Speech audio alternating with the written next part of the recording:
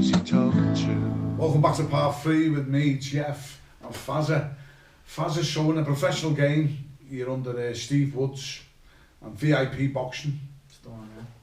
They're on YouTube as well. Yeah. Check all his other interviews and all the fights. I think every fight's on there, like your boxed. Yeah, all the VIP ones, yeah, they're all recorded and they're all on there. So, what is your record? I've had 21 fights, 118, stopped 5 of them, and then lost the 3, well, lost 2, and then the one that was a technical decision to Masha.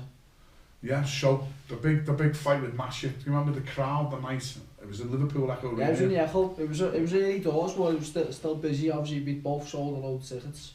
So it was everyone was anticipating a good fight, and I think it just started getting going, and we walloped heads. And I just remember Masha going, yeah, I think I walloped heads, and then I went, and Masha went, you alright, Tom? She's like, he's been there. She went, you alright, Tom? I was like, just see like blood just going boom, boom, just spitting over his back. And then it's the ref like had a look at it when you're alright. I was like, yeah, of course I'm alright, and just carried on fighting. Before long it was like completely like in my eyes. I said to my corner, I was like, I can't see. I was like, because when I which side was it? It was going right in the middle, so it was in the middle, yeah. So it literally was going, it was covering like both eyes, so in the end I was just literally swinging. Yeah. Half blind.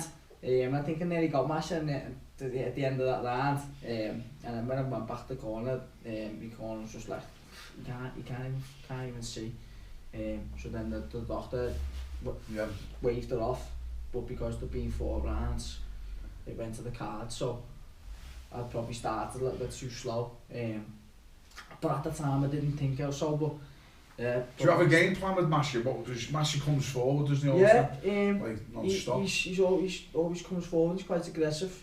So the plan was to box him, but then I think he threw a little spanner in the works and started to box me a little bit more.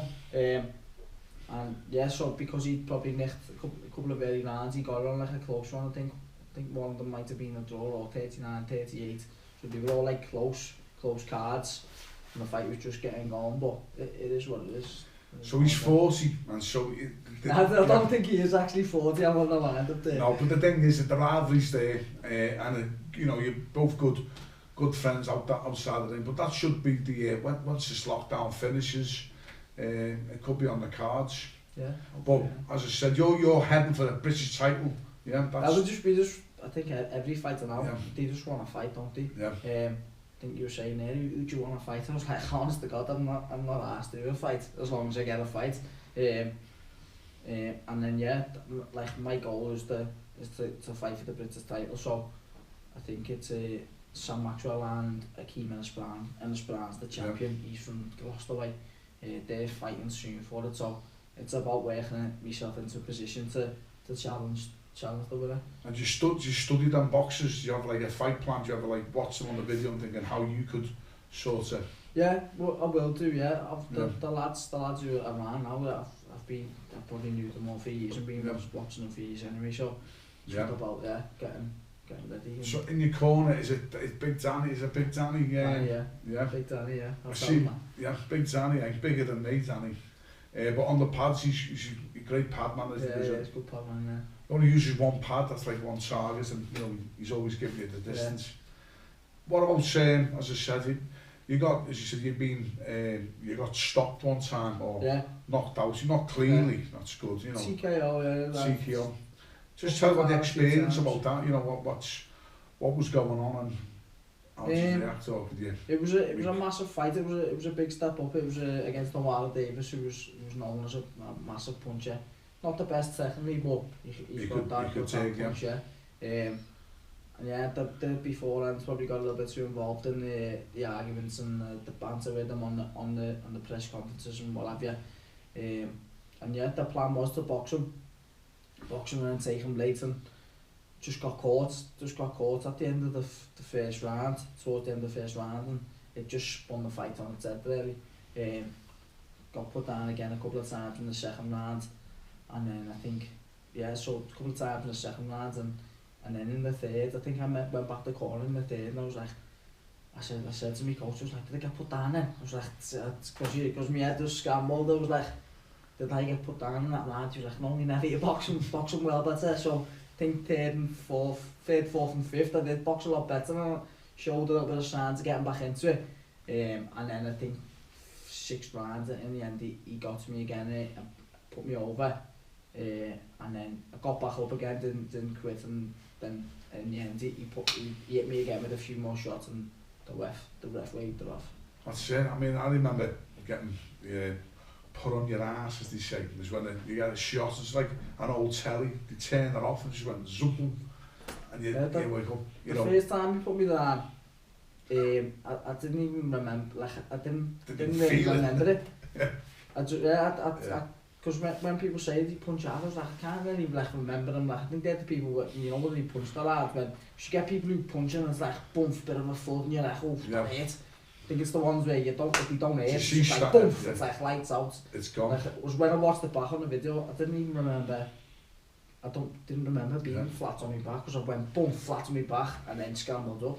Whereas, I thought the first time I got put down was when I went to a knee. But that's when I was a bit more conscious of what I was doing. The first time I've just just instinct, just got myself up. Sparring, I mean, I used to get buzzed and put on my backside and sparring.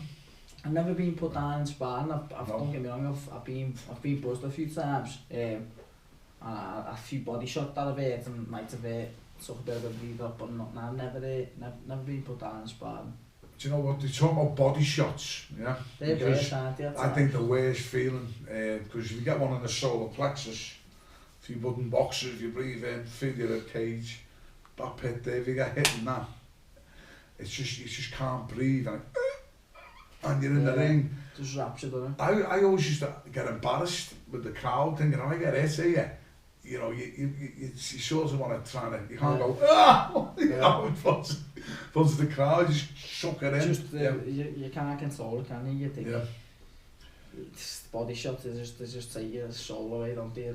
I mean, that Canelo, we watched him with against, was he boxing Smith, and he hit him with the body shot, you could see the ripple. Yeah. Oh, the compact. He got Liam, didn't he? Liam with a body shot, and I think he got Rocky as well with body shots. With the body shots, the worst in the ring. So any young kids out there boxing, by the way, they don't realise until when they do get hit. Always looking for headshots, and neglect the body along. It can be just as bad. So when the boxing obviously resumes, bigger skies. How old are you now? 31. 31. So when do you think you're gonna think, well, I've got maybe 2 or 3 years to? I don't know. I still feel younger. I'm still fit. I'm still kept myself in shape all the way through. I'm only classing myself as 30 because I've had a year where I haven't boxed. So I've still got plenty of life in me. And as where I've only started boxing when I was 16, you know, some kids who are my age now, they've been boxing since they were 11. So essentially they've got more miles on the clock, and they might finish earlier than me. And you only have to look at the likes of Masha. I think Masha's like 35, 36. Yeah. And no, I think he didn't start late. I think he started when he was started boxing when he was like 20 something. So yeah, there's still plenty of miles left on my clock, and I'm still gonna box as long as I feel fit and able to. I think you learn as well each fight. You progress. You know, people don't realise. You know, people go, it's that you get beat, and you know, and that's it. You know, I think look at football teams. You know, they always bounce back. And like with yourself, the capabilities, because you can punch, you can box, and you've got a good chance to become, you know, a British champion and see what goes on with beyond. But also you're training as well in the gym. You're actually becoming like a coach, and that's your job now. I coached as an amateur, helping out with all the kids, doing some of their corners, even while I was still boxing. And then I've done a few other coaching sort of roles as when I worked for Everton and stuff like that.